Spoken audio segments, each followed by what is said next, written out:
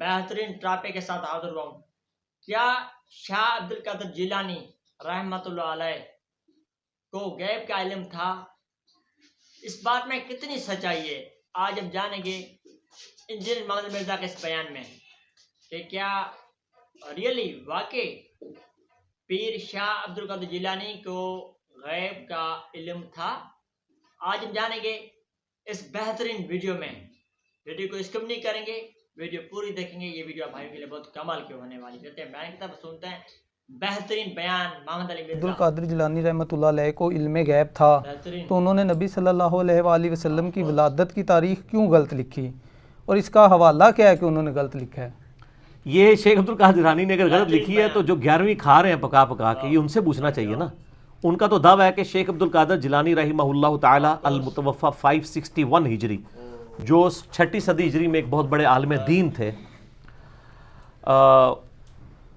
وہ مطلب غیب جانتے تھے۔ اگر وہ غیب کا علم جانتے تھے تو اتنی بڑی غلطی ان سے ہو۔ یہ جناب ان کی جو مشہور کتاب ہے نا، غنیت الطالبین، جس کو بریلوی، دیوبندی، اہل حدیث تینوں ان کی کتاب مانتے ہیں، ٹھیک ہے جی۔ امام زابی نے بھی کہا کہ ان کی کتاب ہے، ان سے پہلے بھی ابن حجر اسقلانی نے اور احمد بریلوی صاحب نے، سب لوگوں نے لکھا ہے ان کی کتاب ہے۔ صرف ایک میرا خیال عبداللہ محدث دہلوی کا انکار ہے، باقی سب کا ثابت ہے، اور یہ چھاپ رہے ہیں، بریلوی چھاپ رہے ہیں، اہل حدیث بھی، دیوبند بھی چھاپ رہے ہیں۔ اس میں آپ عاشورہ والا چیپٹر نکالیں نا، اس میں لکھا ہے کہ نبی علیہ السلام 10 محرم والے دن پیدا ہوئے۔ جو ہمارے مسلمانوں کے بچے کو پتا ہے کہ نبی علیہ السلام 12 ربیع الاول کو پیدا ہوئے، چلے 12 کی تاریخ پہ اگر کوئی اختلاف بھی کرے وہ اب ختم ہو گیا۔ میں نے تو دلائل النبوہ امام بیہقی کی کتاب میں 4 نمبر اثر ہے کہ محمد ابن اسحاق امام المغازی فرماتے ہیں کہ نبی علیہ السلام سوموار والے دن عام الفیل والے سال، جس سال ابرا کا لشکر تباہ کیا گیا تھا، 12 ربیع الاول کو پیدا ہوئے صبح سحری کے وقت۔ تو ربیع الاول پہ تو ویسے ہی اجماع ہے سنی شیعہ کا، ایون اصول الکافی میں بھی موجود ہے کہ نبی علیہ السلام 12 ربیع الاول کو پیدا ہوئے، جو شیعہ کی معتبر کتاب ہے۔ سنی شیعہ دونوں کی کتابیں مانتی ہیں کہ 12 ربیع الاول ہے۔ 12 پہ اگر اختلاف بھی ہے، کوئی 8 کہتا ہے، کوئی 9 کہتا ہے ربیع الاول ہی ہے۔ تو شیخ عبد القادر جیلانی کو یہ بنیادی بات نہیں پتا تھی۔ غنیت الطالبین میں لکھا ہوا ہے، شکر ہے لکھا ہوا ہے، اس لیے لکھا ہے تاکہ آپ کو پتہ چل جائے بزرگوں کو علم غیب کوئی نہیں تھا۔ اور اس لیول کی غلطی ہوئی کہ جو بچے کو پتا ہے، ایڈی بڑی غلطی، 10 محرم لکھ دیا۔ چلو 10 ربیع الاول بھی لکھتے تو ہم کہتے ہیں وہ 10 میں ٹکے کچھ اور بن گیا۔ تو علم غیب کا مسئلہ بھی اللہ کے فضل سے کلیئر ہو گیا۔ زیادہ کلیئر کرنا ہے نا قرآن و حدیث کی روشنی میں تو مسئلہ 6A اور 6B دیکھ لیں، ویسے تو اتنا کافی کلیئر ہو گیا جی۔ اگلا سوال بھی اسی سے ریلیٹڈ ہے۔ امام غزالی رحمۃ اللہ علیہ نے سورج کو زمین سے 160 گنا بڑا کس بک میں لکھا ہے؟ انہوں نے احیاء العلوم میں میرا 130 لکھا ہے، کیمیاء سعادت میں تو میں نے خود نشان لگا کے رکھا ہوا ہے، JPG بھی ہم نے اگلے دن اپلوڈ کیا ہے۔ 160 گنا لکھا ہے کیمیاء سعادت میں انہوں نے، جو فارسی میں لکھی تھی، اردو ترجمہ بھی ہوا ہے۔ تو امام غزالی تو ان سے بھی پہلے ہیں، یہ 505 ہجری میں فوت ہوئے ہیں، اور شیخ عبد القادر جیلانی کی یہ خواہش تھی کہ امام غزالی میرے زمانے میں ہوتے تو میں ان کا شاگرد ہوتا، یہ ان سے بھی پہلے ہیں۔ صوفیاء کے امام ہیں، اور واقعی صحیح والے صوفی، خدا اورینٹڈ، بابا اورینٹڈ صوفی نہیں تھے وہ۔ ان کی کتابوں میں خدا کی ہی اورینٹیشن ملتی ہے، اسی کے گرد سب کچھ۔ احیاء العلوم پڑھیں، مکاشفۃ القروب، منہاج العابدین اور کیمیاء سعادت، ساری کتابوں آپ کو سینٹرڈ اراؤنڈ گاڈ ہیں۔ انہوں نے لکھا ہے 160 گنا بڑا ہے، اور ہمارے بچے کو بھی پتا ہے کہ سورج زمین سے 160 گنا بڑا نہیں، بہترین بیان، ٹھیک ہے جی، نہ جو ہے وہ 1,60,000 گنا بڑا ہے، بلکہ 13 لاکھ گنا بڑا ہے۔ اس کا مطلب ہے امام غزالی رحمۃ اللہ علیہ کو بھی علم غیب نہیں تھا، ورنہ اتنی بڑی سائنٹیفک غلطی وہ نہ کرتے۔ سر من لوڑ اور کتنا کریے تو منانے ہستے کہ غیب صرف اللہ کے پاس ہے۔ اللہ تعالیٰ اپنے بندوں میں سے جسے چاہتا ہے غیب کی خبر عطا فرماتا ہے، اور وہ بندے ہوتے ہیں صرف انبیاء۔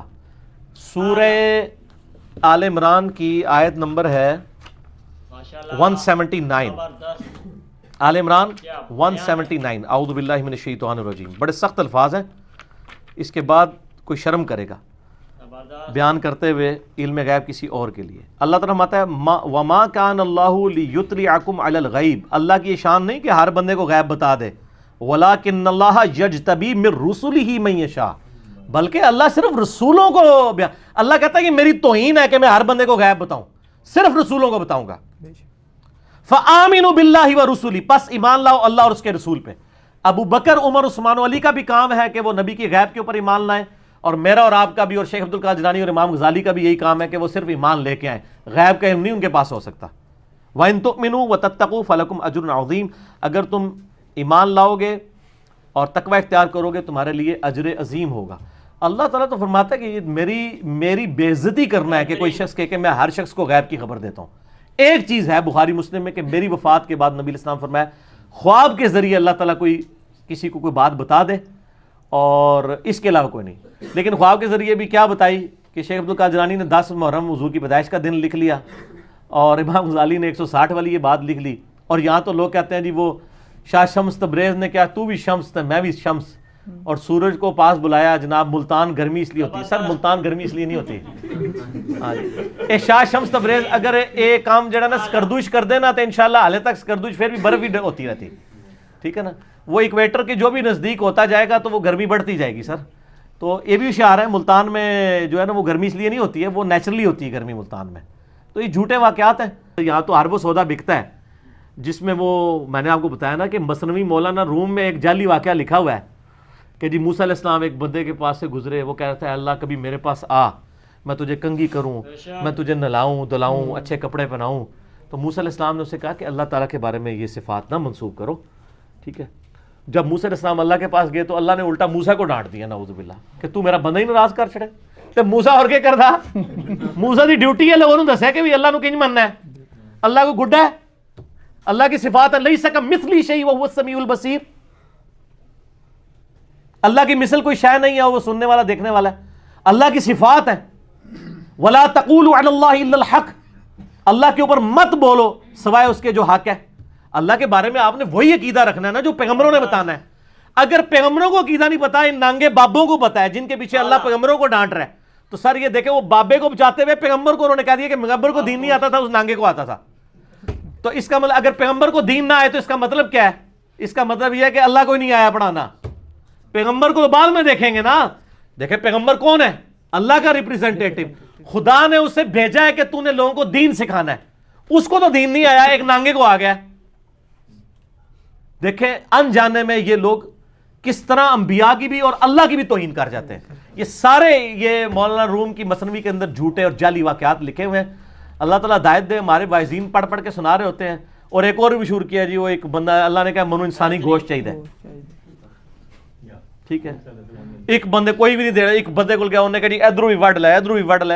خدا کے لیے یار، یعنی اور پھر اللہ تعالیٰ کے پاس گئے تو اللہ تعالیٰ نے فرمایا موسیٰ تو بھی انسان تھا، تو نے اپنا جسم کیوں نہیں کاٹ کے مجھے دے دیا؟ استغفر اللہ واتوب الیہ. یعنی یہ شریعت بتا رہے ہیں. نبی تو ہر کام اللہ کی وحی سے کر رہا ہوتا ہے، جو وحی سے ریلیٹڈ چیزیں ہوتی ہیں. تو انسانی گوشت نہیں چاہیے. جب چاہیے تھا نا تو کوئی غلطی نہیں کھائی ہے. ابراہیم علیہ السلام کو اللہ نے خواب دکھائی کہ اپنے بیٹے کی قربانی کرو، تو انہوں نے بیٹے نے بھی ثابت قدمی دکھائی، ابراہیم نے بھی. یہ ہے قرآن اور یہ ہے مثنوی شریف جنہوں کہتے ہیں فارسی کا قرآن. اے فارسی دی قرآن ہے، عربی والا قرآن جڑا ہے نا وہ اے محمد رسول اللہ تے نازل ہویا ہے. یہ ساڈا قرآن ہے، وہ تہاڈا ہوئے گا صلی اللہ علیہ وآلہ وسلم. ٹھیک ہے جی. علی بھائی اگلا سوال ہے. یار میرے کو گستاخی کراندے ہو تسی بزرگاں دی. میری کوشش نہیں ہوتی لیکن کیا کریں، نبی کی شان بیان کرنے کے لیے ضروری ہے کہ بزرگوں کی گستاخی ہو، کیونکہ جو بزرگ رسول اللہ کے خلاف کھڑے ہوئے ہیں آٹومیٹکلی ان کی گستاخی ہو جائے گی. یہ تو آٹومیٹک ہے. جب نبی کی شان کو آپ بیان کریں گے تو نبی کے جو دشمن ہیں ان کی خود بخود نگیشن ہو جاتی ہے. ایک دین وہ ہے جو اللہ نے اپنے نبی کے ذریعے ہم تک پہنچایا ہے، ایک وہ دین ہے جو بابوں نے قصے کہانیوں کے ذریعے پہنچایا ہے. تو یا پھر نبی علیہ السلام کو مان لیں. میں اس میں اکثر بیان کرتا ہوں کتنا مشہور کیا ہوا انہوں نے. مجھے بڑی خوشی ہوئی اس دن مفتی اکمل صاحب کو بھی خیال آیا، انہوں نے بھی کہہ دیا جعلی واقعہ ہے. شاید میری کلپ دیکھ کے انہوں نے کہا وہ پہلے تو کسی کی ضرورت نہیں ہوئی ہے، بچپن سے پڑھایا جی ویسے کرنی نے دند پان دیتے جی اپنے. سنا میں نا آپ نے؟ بڑا مشہور. اور لوگ 2 نفل پڑھتے ہیں ویسے کرنی کے، کہتے ہیں کیلا ان کے لیے نازل ہوا تھا. سر کیلے کا ذکر جو ہے نا، کیلے کا ذکر قرآن میں سورہ واقعہ کے اندر موجود ہے کہ کیلوں کے گچھے جنت میں ہوں گے. ویسے کرنی دے ابا جی پردادا جی حضرت بابا آدم تو بھی مطلب جڑا اس تو بھی پہلے جڑا ہے نا اے کیلے موجود نے، اللہ نے جنت میں رکھے ہوئے. کیلے ہونے اور کیلا نازل ہویا سی، کیلے پہلے بھی موجود سر. کہانیاں بند کرو ورنہ کافر جو ہے نا وہ مطلب کہیں گے یہ دین کس قسم کا ہے. وہ تو آپ کو ثابت کر دیں گے کیلا کتنا پرانا ہے زمین کے اوپر. تو آپ کہیں گے ویسے کرنی کے اوپر نازل ہوا ہے کیلا، ٹھیک ہے نا. اور میں ایسے کہتا ہوں شکر ہے ہمارے علماء کے لیکچرز انگریزی میں نہیں ہیں، ورنہ کوئی چار گورے کلمہ بھی پڑھ رہے نا وہ کہیں گے یار یہ تو سارا فراڈ ہی ہے. تو مہربانی کرو انگریزی سیکھیو بھی نہ, یہی کہندے رہو کہ انگریزاں دی زبان ہے, خدا دا نہ سیکھنا ورنہ مصیبت کھڑی ہو جائے گی اسلام کے لیے. کہتے جی ویسے کرنی نہیں, یہ دانت توڑا, یہ توڑا, یہ توڑا سارے توڑ دی, بتیسی نکال دی. اور کئی میوزیم, بلکہ میرے خیال بادشاہی مسجد والے میوزیم میں بھی ایک آدھ دانت پڑا ہوا ہے. کتنے میوزیم میں وہ دانت پڑے ہوئے ہیں, ظاہر کاروبار چمک رہے ہیں نا اس کے اوپر. اس کی میں نے ان کو پھکی دی تھی, بہت بڑی پھکی, الزامی اینٹی وینم. میں نے ان کو کہا کہ یہ فیصلہ کرو کہ مولا علی بڑا عاشق رسول ہے یا ویسے کرنی. بہترین بیان.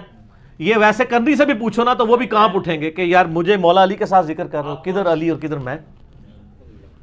اب ایسے کرنی تو جنگ صفین نے مولا علی کے ہاتھ پہ بیعت ہو کے جنگ صفین میں حضرت علی کی طرف سے لڑتے ہوئے معاویہ رضی اللہ عنہ کے خلاف شہید ہوئے ہیں. ٹھیک ہے, تو یہ کہیں گے جی مولا علی بڑے عاشق رسول تھے. یہ زیادہ تر شیعہ ہی بیان کر رہے ہوتے ہیں یا بریلوی کر رہے ہوتے ہیں. تو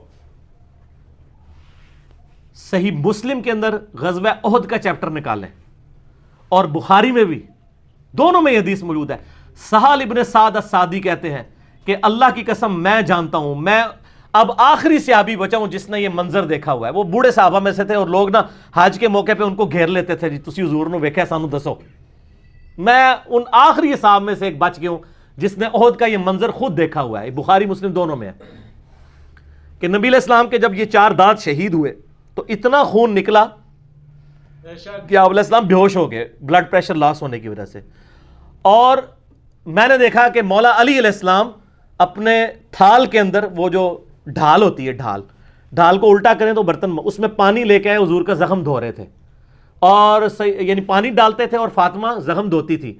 اور جب وہ خون نہیں رکتا تھا تو سیدہ فاطمہ نے کاٹن کا کپڑا جلا کے اس کی راکھ حضور کے اس زخم پہ رکھی تو وہ زخم کا خون رک گیا. اور قرآن میں بھی ہے نا حضور کی شہادت کی خبر مشہور ہوگی, سورہ ال عمران 144, وما محمد الا رسول قد خلت من قبلہ الرسل, وہ آیت نازل ہوئی تھی.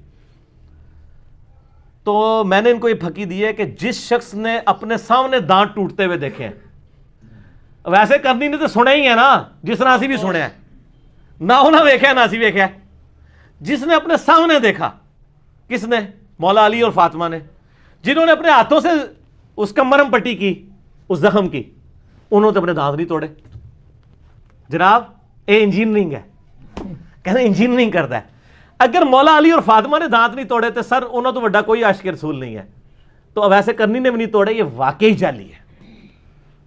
تو یہ بس ٹنی ہے, یہ ٹنی سنی نہیں ہے, سنا کے سننی, ٹنی اسی پڑھ پڑھا کے سننی.